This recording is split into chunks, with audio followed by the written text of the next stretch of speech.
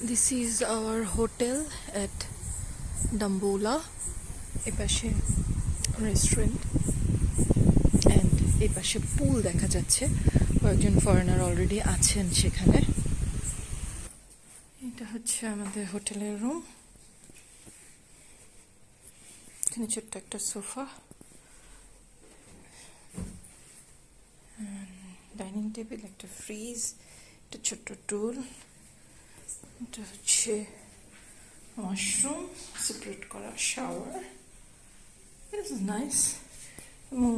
Most beautiful thing যেটা dinner.